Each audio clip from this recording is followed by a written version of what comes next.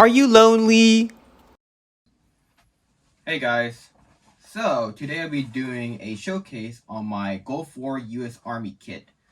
So just to let you know, this is for people who are into airsoft, not for reenacting because you gotta because when it comes to reenactors, they are pretty much a pain when it comes to everything. With airsofters, as long as you have to have you look apart, you're fine. So this is what the equipment that the soldiers would have used.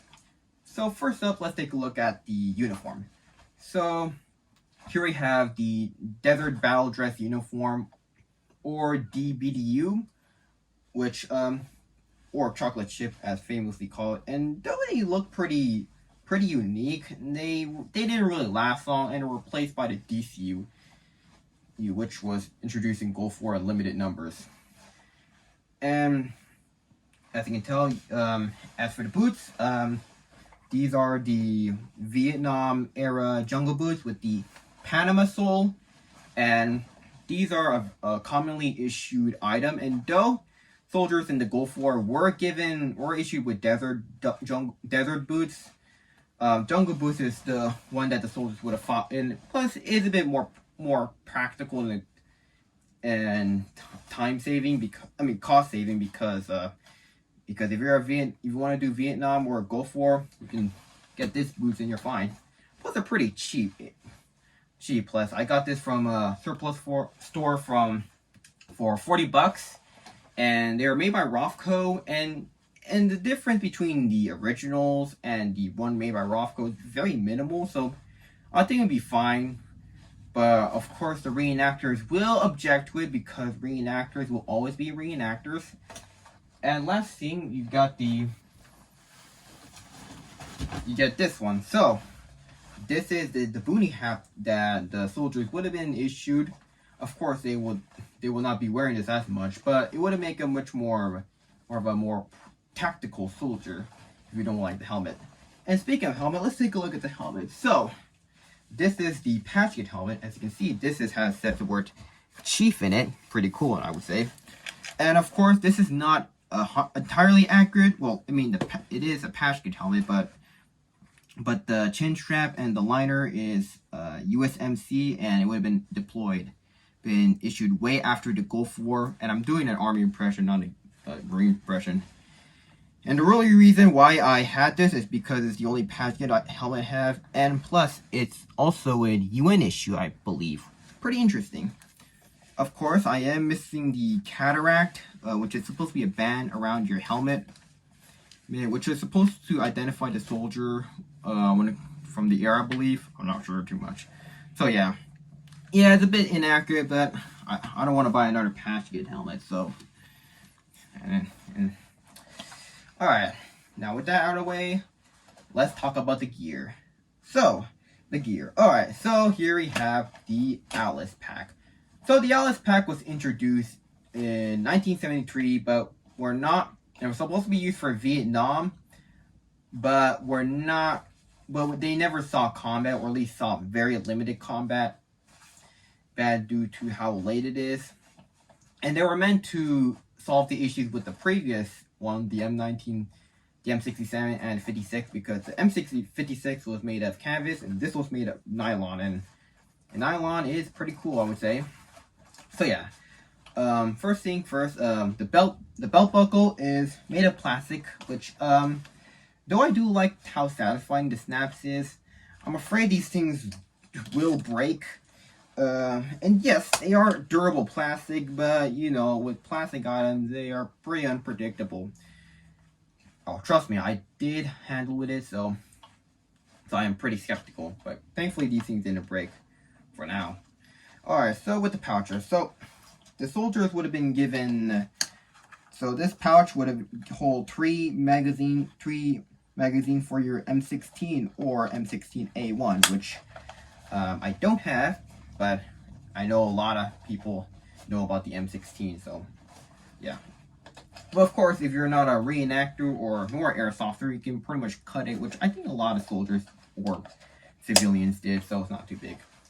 And of course, it also includes some grenade pouches, but I don't have a grenade. But soldiers do use it to hold their flashlights, which I'll hold it right now.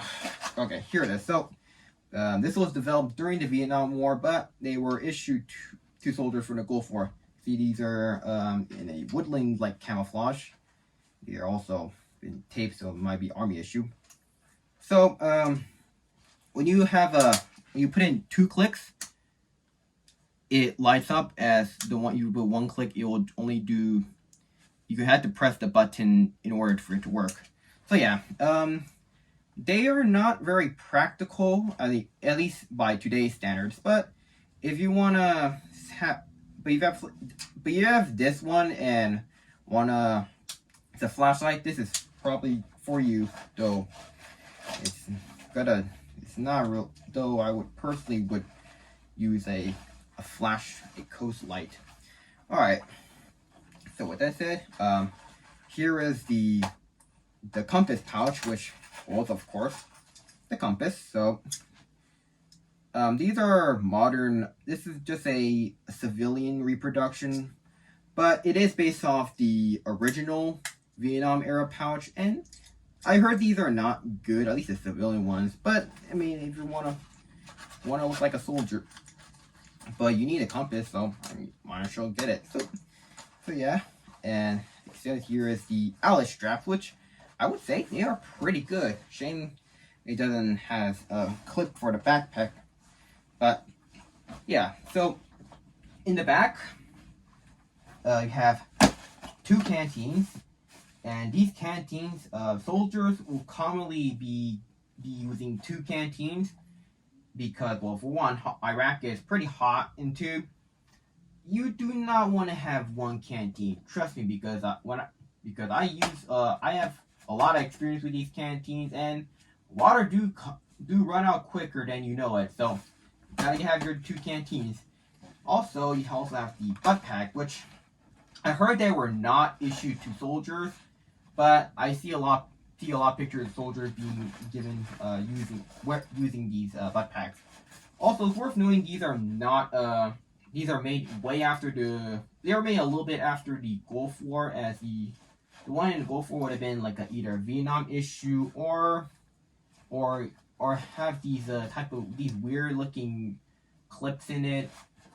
I'm not sure what you call it, but they would have not have a D-ring. So with that out of the way, you have your medical pouch, which the box is empty, but it is a nice decoration. You can pretty much put anything you want.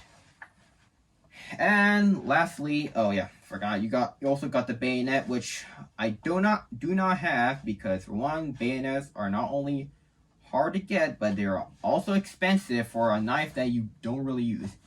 And last but not least, and probably the most expensive part of the gear, aside from helmet, is the gas mask. So this is for the M17 gas mask, and I would say this is complete, by the way. It includes this one. So yeah, this is if personally I find this a piece of crap, because this is not only just ugly, it's just, I don't know, it just looks horrible, man. It's one of the worst looking gas masks I've ever seen, and I would not wear it. And the only reason why I bought this is because I know a lot of people are going to complain that I don't have a gas mask. I mean, this here, that is a much better gas mask than this piece of crap.